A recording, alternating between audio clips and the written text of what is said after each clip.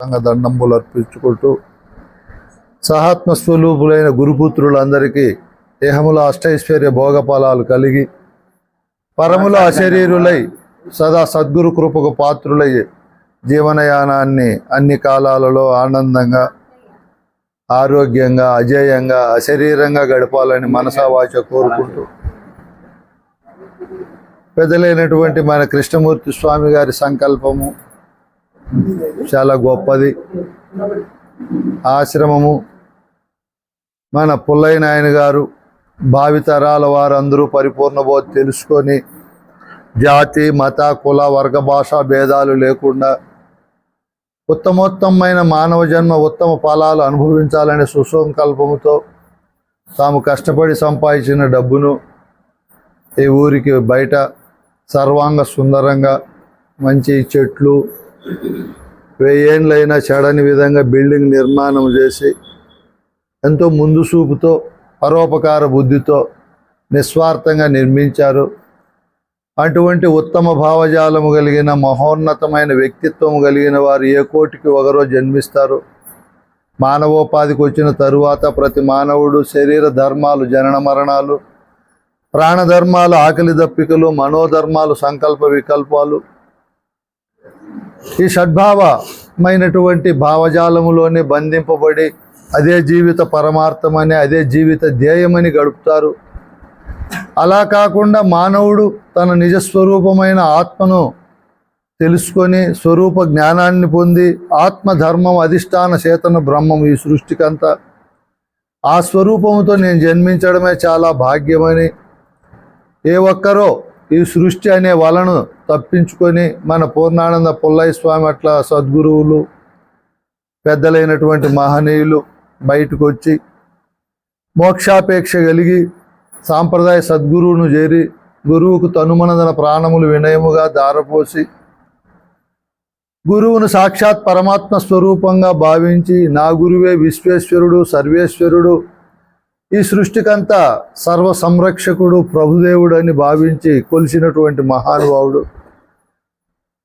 గురువు ద్వారా బోధ తీసుకొని గురువుకు స్థాన అంగభావ ఆత్మసేవలు చేయుచు గురుకృపకు పాత్రుడై సాంప్రదాయ గురు పదవిని అలంకరించిన తరువాత తాను శిష్యునిగా ఉన్నప్పుడు సంపూర్ణ న్యాయంగా గురుసేవ చేశాడు. గురువు అయిన తరువాత నాకు తెలిసి ఇటువంటి గురువులు ఏ 100 మందికో ఒకరు కూడా ఉండరు.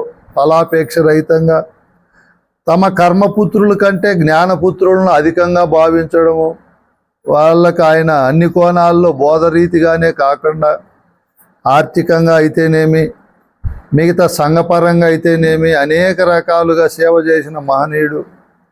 అటువంటి మహోన్నతమైన నిస్వార్థపరమైన విశ్వమానవ సౌభ్రాతృత్వాన్ని కాంక్షించే గుణం అందరికీ ఉండదు. ఎంత పెద్ద వేదాంతం తెలుసుకున్నా అన్ని శాస్త్రాలు ఆపోషణ పట్టినా చాలామందికి స్వార్థము, కించజ్ఞత్వ భావము, కీర్తిపైన కాంక్ష ఇవన్నీ ఉంటాయి. ఆ మహనీయుడు ఏ భ్రమ భ్రాంతికి లోను కాకుండా నేను ఆ స్వామిని ప్రత్యక్షంగా చూశాను, మాట్లాడాను. నాకు చాలా సన్నిహితంగా ఉండే మన విరహితానంద వెంకటదాస్ స్వామి గారు, అశ్వర్థ నారాయణ స్వామి ఆ స్వామిని గురించి ఎక్కువ చెప్పేవారు. వీటన్నింటినీ మనము బాగా గమనిస్తే అటువంటి గురువు బాగున్నాం తల్లి, మీరు బాగున్నారా? అటువంటి గురువు దొరకడము, ఆయన సేవ చేయడము మనందరి భాగ్యంగా భావిస్తూ వాళ్ళ పరంపరలోనే ఆయన బీజానికి పుట్టినటువంటి కృష్ణమూర్తి స్వామి మహా అధిక విద్యావంతుడు, మంచి ధనకనక వస్తువాహనాలు ఉండే కుటుంబములో ఉండి అన్ని రకాలుగా సంఘంలో గౌరవస్థానంలో ఉండిన అదే జీవిత పరమార్థం కాదని తన తండ్రి ఏమేమైతే సంపాదించి అనుభవించాడో అన్ని సంపదలకు వారసత్వంగా నిలిచినాడు. చాలామంది గురువులకు పుట్టిన పిల్లలు మిగతా భౌతికమైన సంపదలకు వారసులుగా ఉంటారే కానీ తన తండ్రి పొందినటువంటి ఆధ్యాత్మిక సంపదకు వారసులుగా ఉండరు. ఏ ఒక్కరికే అది సాధ్యం. అలా కృష్ణమూర్తి స్వామి గారు భౌతికమైనటువంటి లౌకికమైనటువంటి అనేక సంఘ వ్యవహారాల్లో ఉండిన గురు సంఘంలోకి ప్రవేశించి గురుసేవ చేసి తనకు శక్తి ఉన్నంత కొలది గురువు తత్వాన్ని పొంది గురుకృపకు పాత్రుడై తాను గురువై తండ్రి నిలబెట్టినటువంటి ఈ సంపదను, ఈ వారసత్వాన్ని ముందుకు తీసుకొని పోతూ ఉన్నాడు. ఆయన సంకల్పం ముందు ముందు ఇంకా బాగా పూర్ణ పురోభివృద్ధి చెంది ముందు ముందు సాంప్రదాయంలో సువర్ణాక్షరంలో నిలిచిపోయి అంత గురుసేవ ధురంధరులు కావాలని నేను మీ తరపున నా తరపున స్వామి గారికి కోరుకుంటూ, మానవునిగా పుట్టిన తరువాత ప్రతి ఒక్క మానవుడు సూర్యరశ్మిని పీల్చుకునేకి, గాలిని పీల్చుకునేకి, నీటిని తాగేకి, భూమిపైన సంచరించి భూమి నుంచి వచ్చే ఔషధులను ఆహారాన్ని అనుభవించేకి హక్కుదారుడు.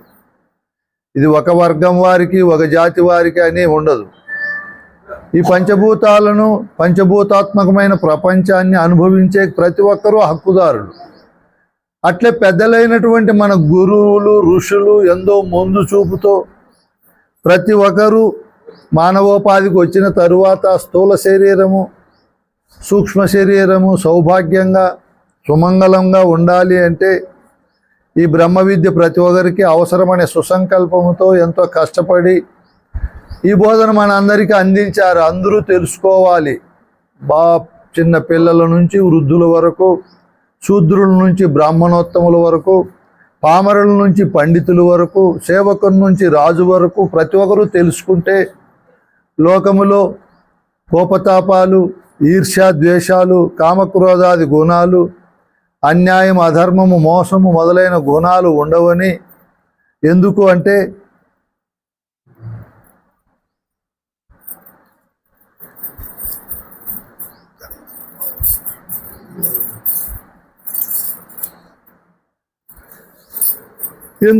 మనం పరిశోధన చేస్తే పశుపక్షాదులు క్రిమికీటకాలు మిగతా జీవులన్నీ కూడా వాటి ధర్మాలను తుచ తప్పకుండా పాటిస్తాయి. వాటికి గురుస్థానములు ఇంకొకరు ప్రబోధించని అవసరం లేదు, పాఠశాలలకు వెళ్ళి నేర్చుకోని అవసరము లేదు. ఒక మానవుడే అన్ని కోణాలను మనం పరిశోధన చేస్తే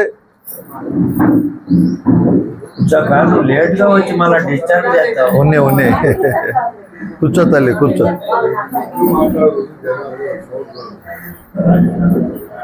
మనము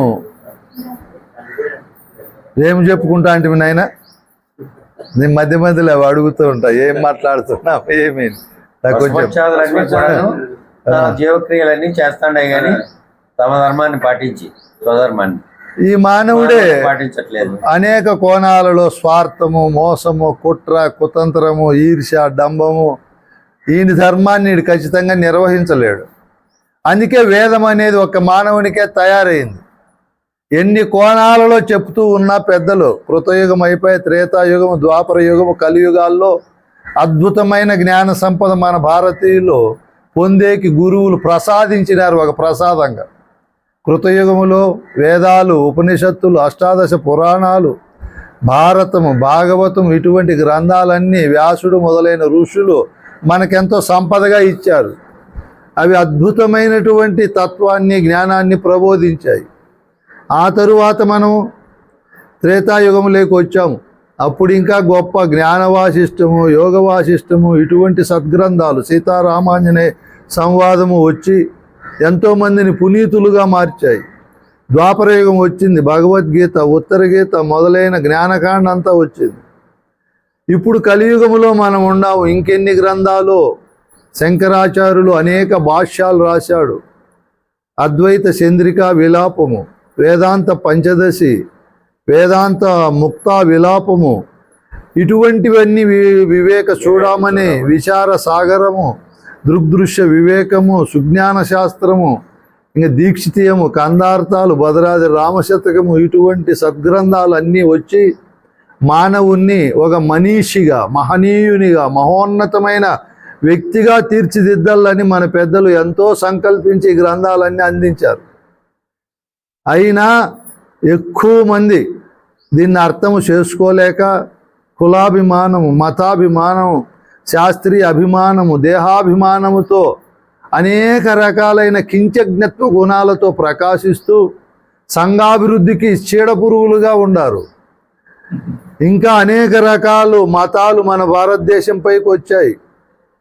ఈ దేశములోకి వచ్చి మన వేద సాహిత్యాన్ని అర్థం చేసుకోలేక ఇక్కడుండే అనాచారాలు, కుల వ్యవస్థ, అనేక మూఢనమ్మకాలు, మూఢ విశ్వాసాలను పరిశోధన చేసి పైపైన వీళ్ళు అజ్ఞానులు,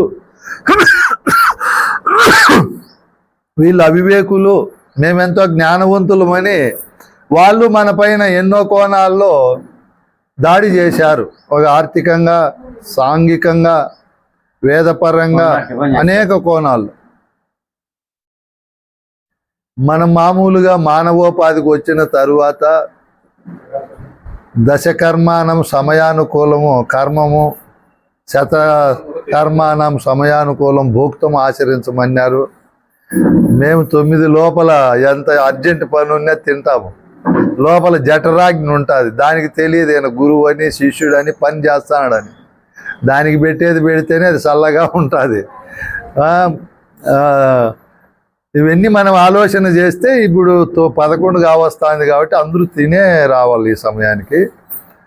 సరే, ఇవన్నీ మనం ఆలోచన చేస్తే మనం పరిపూర్ణ బోధ తెలుసుకోండి వాళ్ళం కాబట్టి ఎవరికి బాధ పెట్టకుండా, ఎవరికి బరువు కాకుండా అంత సమయోచిత ప్రజ్ఞతో బ్రతకాల మనం. ఓహో, నేను ఆ సమయానికి పోలేదు కదా, ఇప్పుడు పోతున్నాను, ఇక్కడ అన్నీ ముగించుకొని పోవాలని మేము అక్కడే ముగించుకొని వచ్చేసాం. ముగ్గురం టిఫిన్ తినేసి హాయిగా వచ్చినాం. వస్తానికి సభలో కూర్చున్నాము అని 150 అయిపోతుందని ఇంక వస్తే ఏడు మళ్ళా టైం అమూల్యమైంది. వస్తున్నారు వాళ్ళు, ముదుగుబులు ఆటోలో ఉన్నారు. ఈ విధంగా మనం అన్ని చోట్ల బహుముఖ ప్రజ్ఞతో ఉండాలి. భార్య దగ్గర, పిల్లల దగ్గర, బంధు బాంధవుల దగ్గర 100కి 100 మార్కులు వేయించుకోవాలి మనం. ఒక మార్కు కూడా తక్కువ ఉండకూడదు. మన పేరు అంటా అని ఆనందపడాలా. వాళ్ళ మా విషయాలన్నీ మర్చిపోయి మనల్ని గౌరవించాల. మన రాక ఎదురు చూసేట్టుగా ఇట్లా జీవన విధాన సరళిని మనము బహుముఖాలుగా మార్చుకోవాలా. ఇట్లా మార్చుకున్నప్పుడే ప్రయోజనం. మేము నువ్వు కూర్చో తల్లి.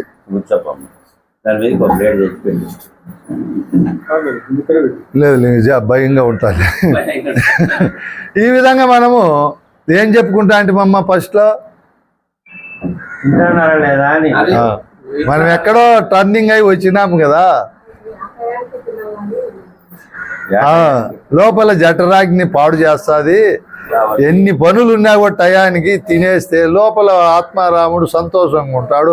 నాళ్ళు పని చేస్తాయి, జ్ఞాపక శక్తి తగ్గదు, బాగుంటుంది. అన్ని సమయానికి క్రమబద్ధంగా తినే వాళ్ళకి గ్యాస్ ఇవన్నీ రావు, వేరే జబ్బులు వచ్చేస్తాయి. ఇక్కడ 100 రూపాయలు మిగిలిస్తే 10,000 రూపాయలు ఖర్చు అవుతుంది భవిష్యత్తులో.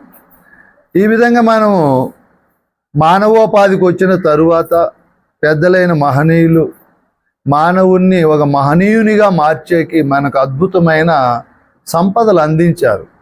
దాన్ని పట్టుకోకుండా నేడు కాలంలో మానవుడు అనేక ఎంతో విజ్ఞానం అభివృద్ధి అయినా, శాస్త్ర సాంకేతిక రంగాలు డెవలప్ అయినా కూడా ప్రతి దాంట్లో కూడా మానవుడు అనుమానంగా, అలజడిగా, అభద్రతా భావనతో భయంగా బ్రతుకుతున్నాడు.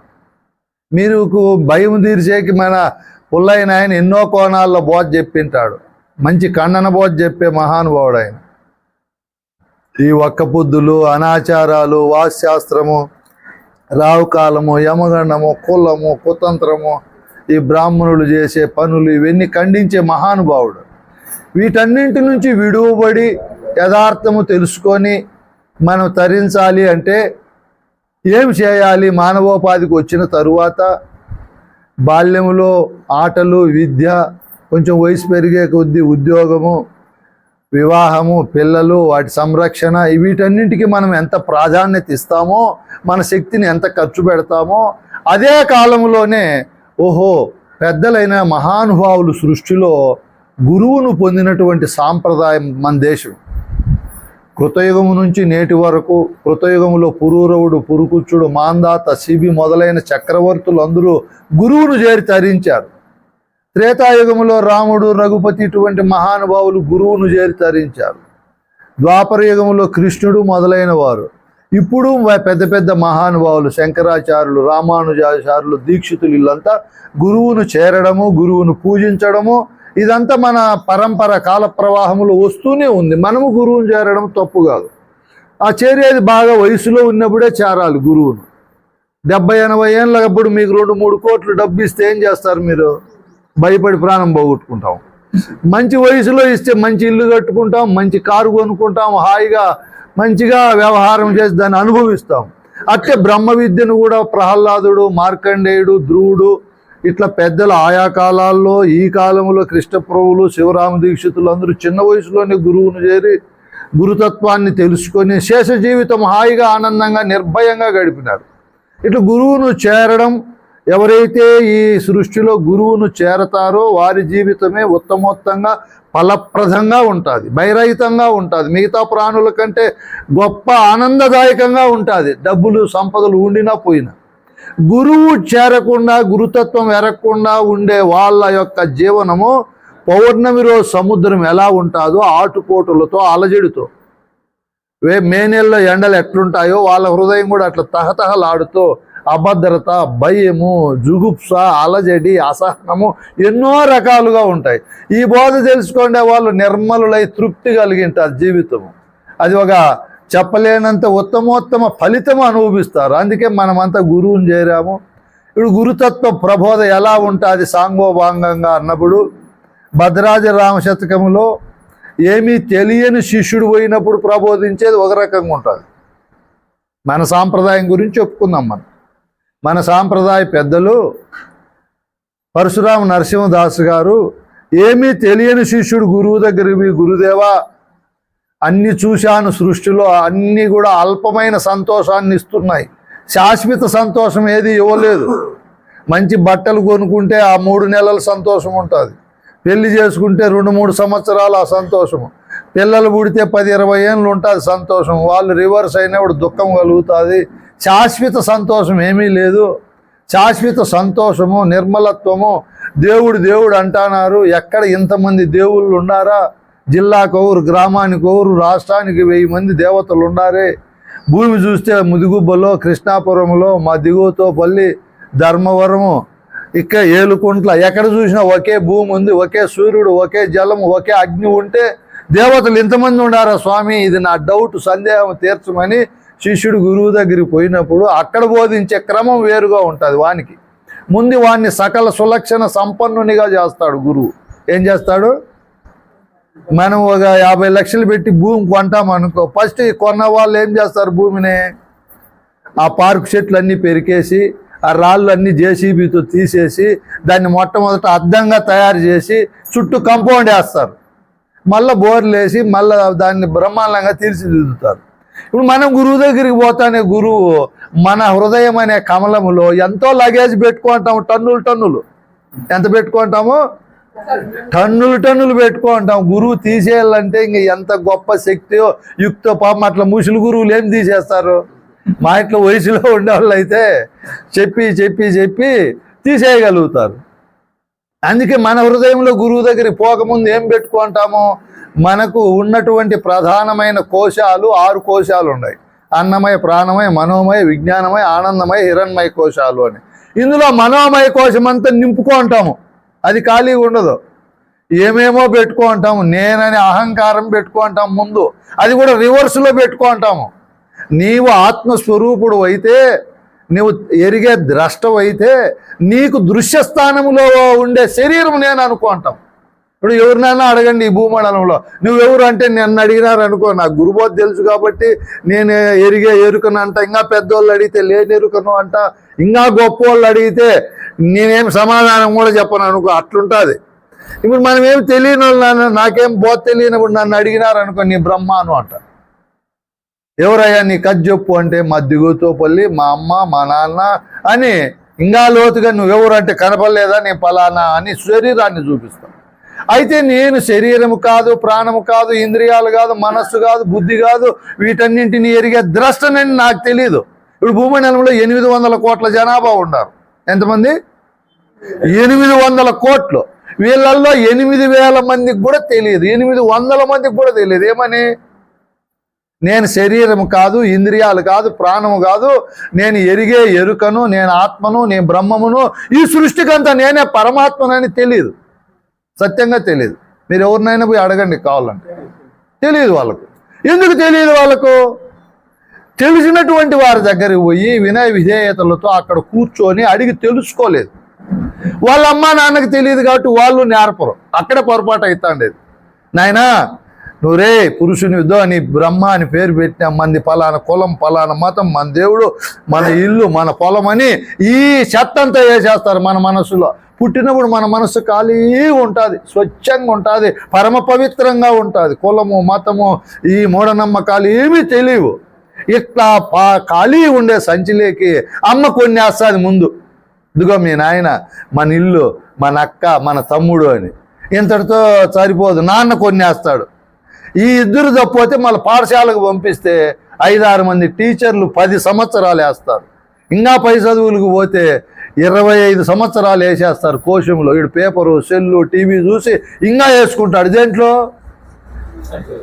భయము కులాభిమానం మతాభిమానం పనికొచ్చేటివి వేసుకుంటాడు, పనికిరానివి కూడా వేసుకుంటాడు. పనికిరానివి ఏంటివి? మెయిన్ కులము మతము దేవుడు శాస్త్రము ఆచారాలు ఒక్క పొద్దులు దయ్యము రావుకాలం యమగండము ఇవన్నీ వేసుకుంటాడు. దేంట్లో వానికి వాడే. సృష్టిలో ఈళ్ళకు ఈగలు ఉంటాయి కదా. గ్రంథి విడుటకై సదయత ఈ బోధ తెల్ప జనద గుండై వదలక చిత్తంలో గురు పద యుగము తలపవలదే భక్తుడైనప్పుడు ప్రాంతిరహిత ఆసక్తుడైనప్పుడు గురునాథు 2 గురు శిష్యులకు లేక కదలికే లేనట్టు ఘనబోధోక్త స్థితి. ఇది చెప్తాడనంతా హృదయ గ్రంథి విడుటకై ఎక్కడ వేసుకున్నాము ఈ హృదయం అనేటువంటి సంచిలో ఇవన్నీ తల్లిదండ్రులు వేసుకుంటారని దాన్ని విడిపించడానికి ఆ మార్గము ఆయన ఇప్పుడు మనందరికీ ఉపదేశిస్తారని బాగా గుర్తుపెట్టుకోండి. ఇప్పుడు హృదయం అనే ఎరుకలోనే ఆ మనస్సు, మనం ముందు చిన్న మనస్సు అనుకుంటున్నాం, మనస్సు ఎరుక పర్యాయ పదాలుగా వస్తాయి పైకి పోయినప్పుడు. మనసు వేరు ఎరుక వేరు పరమాత్మ వేరుగా కాకుండా ఒకే వస్తువుకు అన్ని పేర్లు పెడతారు. ఈ విధంగా మనము స్వామి గారు చెప్పినట్లు ఈ హృదయం అనే గ్రంథి చిన్నప్పుడు నిర్మలంగా పరమ పవిత్రంగా కొత్త నోట్స్ ఉన్నట్లు ఉంటుంది, ఏముండదు దాంట్లో.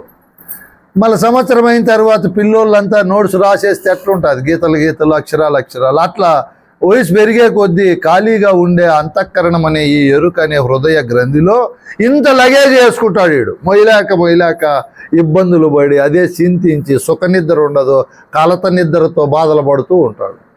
ఇవన్నీ పోగొట్టుకోవాలి, యథార్థ జ్ఞానస్థితిలో ఉండాలి అన్నప్పుడు గురువు గారి దగ్గరికి పోయినప్పుడు మనము గురువు ఇక్కడ మొదట మనం ముందు చెప్పుకున్నట్లు పరమ పవిత్రంగా మన హృదయాన్ని పెట్టుకుంటాడు. ముందుండేదంతా తీసేయాలి మన హృదయ కమలములో, అది అంత తొందరగా పోదు. దానికి నేను ఒక ఉపమానము చెప్తా ఉంటే, మామూలుగా ఈగలు ఉంటాయి మన ఇళ్లల్లో, వాటికి నీరు దప్పిగైనప్పుడు ఆ నీరు ఉండే పాత్ర ఆ తొట్టిలోకి పోయి కాళ్ళు బయట పెట్టుకొని నీళ్లు తాగుతూ ఉంటుంది. అది జాగ్రత్తగానే తాగుతుంది. అయితే ఆ నీళ్ళల్లో అల వచ్చింది అనుకో, ఇది కనుక్కొని ఎగిరిపోయే సమయంలోనే అది లాక్కొని పోతుంది. ఏది? ఆ నీళ్ళు. ఈ ఈగను నీగా పోయి నీళ్ళల్లో పడింది అనుకో, మళ్ళీ బయటికి రాలేదు, ఆడే ప్రాణం పోగొట్టుకోవాల్సిందే. మనందరము పరమాత్మ స్వరూపులమైన ఆ ఈగ వలె తెలియకుండా ఈ శరీరము కుటుంబము సంఘం అనే నీళ్ళల్లో పడిపోయినాం ఈ మాయలో. ఎంత కష్టమో బయటకు వచ్చేది. పద్మవ్యూహములు అభిమన్యుడు పన్నట్లు పడిపోయి బయటికి రాలేక అదే చింతిస్తూ, దానికి స్వామి చెప్పినట్లు స్వశక్తి సాలదు. ఎవరి శక్తి కావాలి ఇప్పుడు బయటికి రావాలంటే? గురుశక్తి కావాలి. గురుశక్తి కావాలి అంటే ఆ గురువు గారి లక్షణాలు ఇక్కడ చెప్తారు పెద్దలు. గురువు అంటే ఎలా ఉండాలి, ఏ గురువు దగ్గరికి పోతే మనకు ప్రయోజనం ఉంటుంది. సృష్టిలో గురువులు అందరూ ఉన్నారు. సూచక గురువు, వాచక గురువు, బోధ గురువు, విహిత గురువు, కారణ గురువు, పరమ గురువు, అనేక. ఇప్పుడు ఇంకా కొత్త గురుగీతల్లో 8 మంది చెప్తే ఇప్పుడు ఇంకా కొత్తగా వచ్చాయి నాకు గురువులు.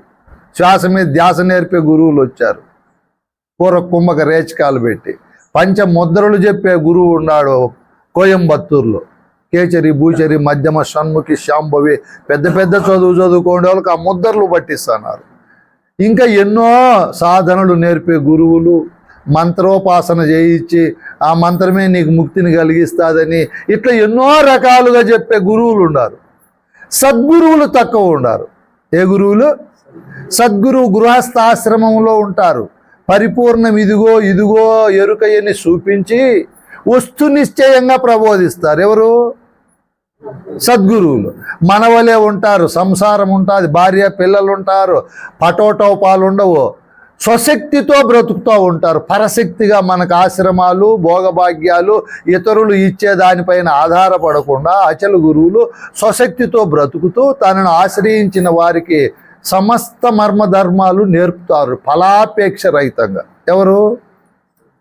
ఈ సద్గురువుకు ఎన్నో కోణాల్లో చెప్తారు. ఆ గురువు ఎలా ఉంటాడు, ఏమి ఆయన వ్యవహార శైలి అన్నప్పుడు ఆ స్వామి చెప్పాడు కదా, శిష్యుల యొక్క హృదయ గ్రంథిని విడిపించేకి సదయత ఈ బోధ తెలిపేకుంటాడు ఆయన. ఎవరు? ఆయన హృదయము ప్రసన్నంగా ఈ గురుబోధ చెప్పే ముఖము పంచామృతం తాగినట్లుంటుంది. ఎప్పుడైనా ఆనందంగా, నిండుగా, నిర్మలంగా, స్వార్థము లేకుండా, ఎక్కడ దురలవాట్లు, దురహంకారం లేకుండా సదా గురువాక్య పరిపాలనా దక్షుడై ఉంటాడు ఈ బోధ చెప్పే గురువు.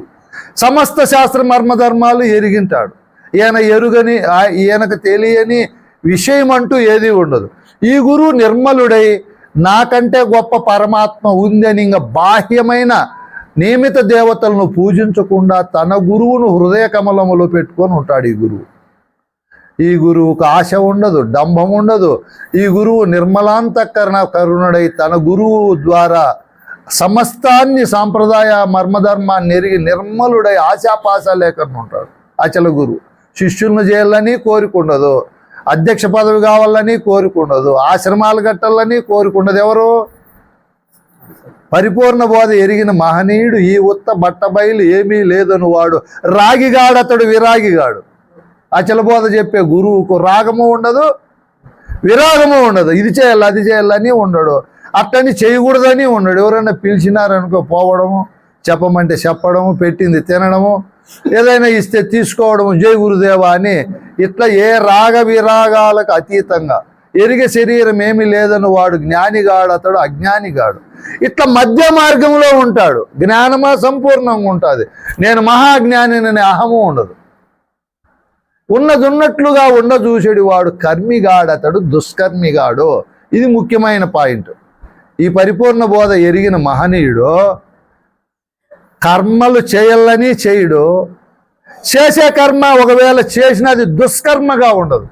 ఇతరులకు హాని కలిగించేది, బాధ కలిగించేది, భయపెట్టేది, సంఘాభివృద్ధికి ఆటంకము కలిగించే కర్మ కూడా గురువు చేయడు.